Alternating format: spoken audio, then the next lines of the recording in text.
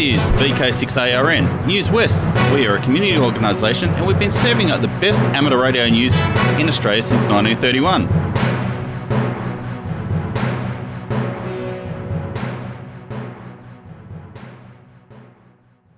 Hi there, this is Clinton, VK6FCRC, and welcome to Newswest for the 19th of November 2023. Now on with the show. Hi, I'm Steve, VK6SJ, with this week's episode of Did You Know? How many of us have the last 2 or 3 or more radios they've replaced still sitting in the shed gathering dust? The amount of photos I've seen of shacks the world over that have 4 or 5 radios neatly set up on shelves, either in a shack for use or just sitting in a shed or storeroom, is mind-boggling. Often the reason for keeping an old radio is that the value is so low that the nostalgia of that radio exceeds the amount you could get for it. In today's environment of $500 software-defined radios outperforming a conventionally designed radio purchased for $5,000 15 years ago, this is now often the case. So thinking about the nostalgia of an old radio that isn't worth selling, what if you gave or long-term loaned that radio to a new ham? You might be encouraging a young person in your neighbourhood who's asked you what that big master's for, offering along with some assistance to your local high school as a STEM program, or just giving it to someone who's interested enough to do a foundation licence but doesn't yet have the required funds to purchase their first HF rig. Either way, seeing someone get the same joy you once did with an old radio, otherwise not being used, is a good way to relive the fun you had with that same rig. A long time ago, I was a beneficiary of an act like that. I'd sold my old CB to pay for a bus fare to Perth to sit my novice licence test. On arriving back, the president of the club I was in loaned me his converted CB, which I had a lot of fun with in the first year and also that I was on air. Other hams in the club also assisted me with stuff they weren't using. The result of that has resulted in a lifelong enjoyment of the hobby. Along those lines, why not get your local club interested in approaching your local schools and organisations like the Scouts and Girl Guides, etc., to not only run a session about ham radio, but donate some radios for the use once licensed. You might find an influx of new young members that might breathe a new lease of life to a club that might be getting a bit stale. The cost of this is a bunch of slightly older radios that would otherwise only be gathering dust in the shack. Sounds like a bargain to me. Another idea I wouldn't mind floating is that all the clubs in Perth get together and form a bank of older radios for this purpose. I'm not talking about boat anchors that only the most experienced hams will be able to get going. I'm thinking of radios that are 10 to 15 years old, that while not having HDMI ports and software-defined brick wall filters and the like, can still be connected to a PC and used on FT8 and are still in good working order. I know at Ham College we often get either bequeathed radios or asked by a Silent Keys family to assist in getting rid of old radios.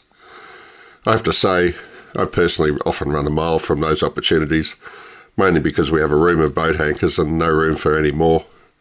At Ham College, we are getting well over 100 new hams on air each year, many of which could benefit from a donation of a radio, maybe as part of joining their local club.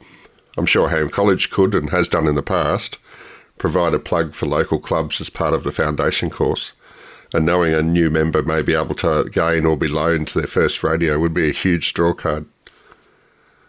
So, why not have this kind of conversation at your next club meeting? I think you'll be surprised at what a bunch of club members could put together as a bank of gear, and the ongoing benefits to the club of a bunch of new members.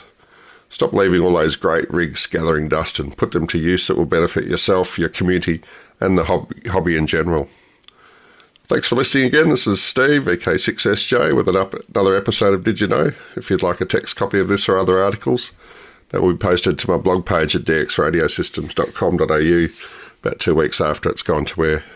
Good morning, this is from Rob at VK6LD. The Southern Electronics Group, SEG, is pleased to announce the long-awaited next Mansion Up Ham Feast is scheduled for Monday the 27th of November 2023.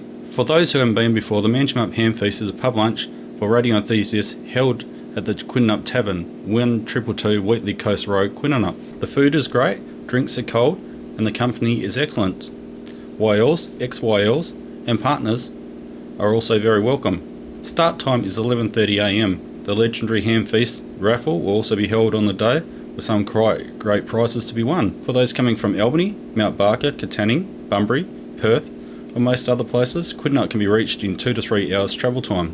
It is preferred if you can pre-order your meals to help the chef have sufficient supplies on hand and to prepare and deliver meals in a timely manner on the day. I have attached the Quinnup Tavern's menu to this email and also put it on the SEG website. Meals can be selected on the day, but there are no guarantees if not pre-ordered. Quinnup Tavern also informs me if there are other choices anyone would like, please let me know. Looking forward to seeing all the crew again. Joe. First important point. If those attending can email me with their meal choices and to confirm the attendance so I can prepare a spreadsheet for the chef, please have your orders back to me by 8 a.m, Tuesday the 21st of November 2023 at the latest. Second important point. When you arrive on the ham feast day, if you can attend at the bar, let the staff know your call sign and name and they'll take payment for your meals. The chef is aiming to serve meals between midday and 1 p.m, but with upwards of 40 people expected, this equates to one meal cooked and served every 90 seconds, so please be patient. Please RSVP and provide meal preferences to me directly by email or SMS text. Save the date in your calendar, Monday the 27th November 2023. Start time is around 11:30 a.m. and look forward to seeing you there. 7-3 from Rob, VK6LD. If you happen to listen to the right part of the 80 metre band on a Tuesday evening, you might hear something that sounds like this.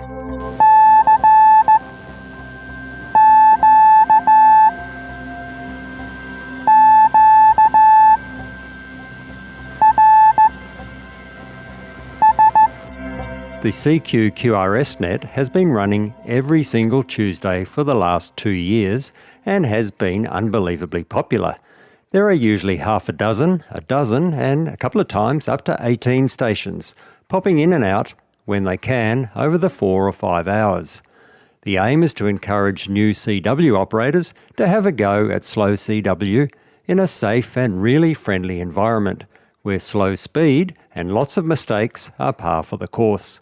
It's all about having a go, starting with a basic call sign and RST exchange, then over time getting better and better. The net also attracts its fair share of old-timers who enjoy helping others to have a go or just to enjoy the banter. So this might be just the opportunity you've been waiting for to have a go at transmitting on CW, or perhaps just to stop the contacts rusting up on your key. Doesn't matter whether you're brand new to the code or if you're an old-timer who would like to have a bit of fun and help encourage new operators by having simple, safe QSOs at their speed, we'd love to have you join in. The net starts at 0900 Zulu every Tuesday on 80 metres between 3540 and 3570 kHz, and there's stations in the west, east and in between listening out for your CQ QRS call. For more information, and to receive our weekly CQ QRS RagTune newsletter, contact me, Mark, VK6QI, via my email address on qrz.com, or you can email me direct, mark.bosma@icloud.com. That is mark.bosma@icloud.com. Too much switch mode power supply hash on 80 metres? This might be the incentive to do something about it. With a cheap noise canceller costing less than $100, 80 metres could be easier than you think. So once again, Tuesdays from 0900 Zulu until late, between 3540 kHz and 3570 kHz. Cheers from Mark, VK2KI and VK6QI. Covering Western Australia and beyond, this is Newswest, brought to you by WA Amateur Radio News, on air, online and on demand. This is VK6ARN and I'm Mark, VK4MHQ. Foundations of Amateur Radio. During the week I started a new project. If you know me at all, this is not unusual. Having worked in the IT industry for nearly 40 years, it's also not unusual that projects have a way of surprising you, and this project was no different. Recently I've been talking about antennas, a topic close to the heart of many amateurs and one that garners a lot of opinion, and in my experience much less in the way of facts. So, being a firm believer of facts, I set out to add some of those to the discussion. After having described that the environment is not often discussed in the context of antenna behaviour, coupled with the personal experience that it has by far the biggest influence, I set out to discover if I could use my computing skills to simulate this problem to build a picture that would speak 1,000 words. Prompted by a friend who shared with me a link to an opinion that stated that dipole antennas didn't have 2.15 dBi gain, but in fact apparently had 8.5 dBi gain, I was energized to find out where this number came from. I figured I'd spin up some antenna modeling software, use a standard model of a dipole, then simulate it at various heights above the ground and see what I could learn. Any good journey starts with a single step. So I started with looking for a generic model of a dipole antenna. I've played in this space before, so I was familiar with the fact that most, but not all, antenna modeling tools use a piece of software called NEC2 to do the actual calculations. Its models are described using text files ending in the .nec extension. This software goes back to punch card days, so the format for the NEC2 files is essentially a stack of punch cards, so much so that every line in the text file is called a card, and any software that uses the underlying NEC2 tool describes it in that way. I won't bore you with the syntax. Let's put it this way. If you've been around computers for as long as I have, you're familiar with a tool called SendMail, which is known to be user-friendly, just very particular with whom it makes friends. The NEC2 card format is much the same. It's not that surprising, and for added nostalgia, NEC2 was written in Fortran, originally in 1981, at the Lawrence Livermore Labs by Jerry Burke and Andrew Poggio. It was later released to the public. There's translations to C and C++, but they used the same notion of cards, so no magic progress there. I started learning the syntax and eventually came across a textbook with an example of cards that describe a dipole. Mind you, there were plenty of disclaimers around how poorly the ground was simulated, and wouldn't you know it, the file format uses meters as the dimension rather than wavelengths, so as far as I can tell you can't simulate a quarter wave antenna, you have to simulate one of a specific length. So much for using a standard model of a dipole. I found a tool that uses Python to issue NEC2 commands, and as a surprise to nobody, it too uses cards. I used it to discover that for a particular type of ground at some unknown height, the optimum length for a 10-meter whisper dipole antenna is 5,225.87 millimeters long, apparently. You know it's true. It says so right there on the screen. I'm skipping over having to compile the software that was supposed to be a ready-made Python library, but I digress. There was a tool written in TCL that visualized NEC2 output, last updated 18 or so years ago, and I unsuccessfully tried to make it work.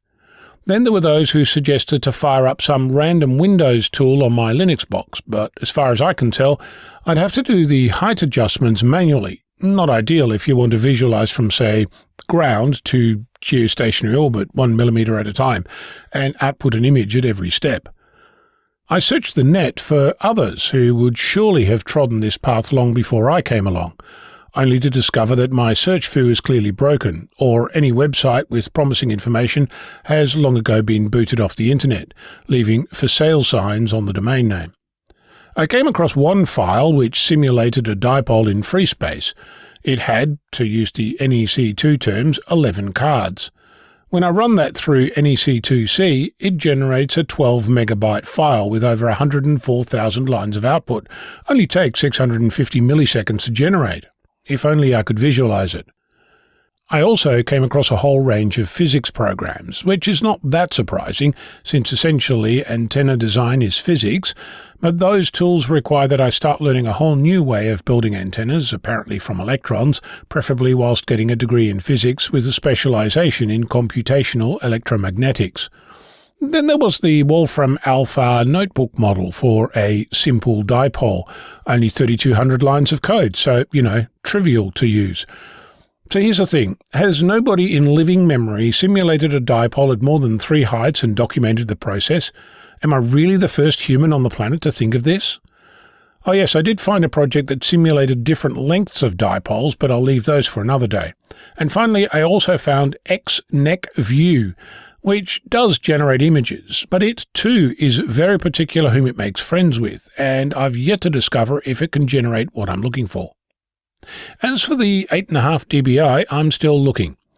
My current best guess is that at some specific height a dipole has an ugly spike that has 8.5 dBi gain, and that someone used that number without looking at the detail.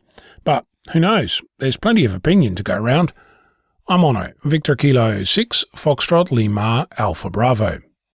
Good morning, Helpline 2023 for the 19th of November. No new items this week, but if you are looking for anything in a hurry, the Northern Corridor Radio Group boot sale is on today, the 19th, that's Sunday today. The Northern Corridor Radio Group is at Whiteman Park off Nangara Road. And if you are looking for anything, just head up there and you might find it. But if you have any items for next week, please contact me, VK6XRayVictor at bigpond.com or roy.watkins at bigpond.com, and I'll deal with that as it comes in. This is Roy, VK6XRayVictor, 7-3 from now. Hi there, it's Clinton, VK6FCRC, back with you. And did you know that Newswest is now on YouTube? Type in youtube.com/@Newswest weekly podcast -Kilo Zulu 7 Yankee Charlie. Oh, and before I go, I'd like to thank those watching on YouTube or ATV, the readers, and you for listening. I'd also like to thank our team, the broadcasters, and those submitting content each week. Please stand by now for callbacks after the broadcast, or head over to the VK6.net website and fill out the forms so we know how many people are listening each week.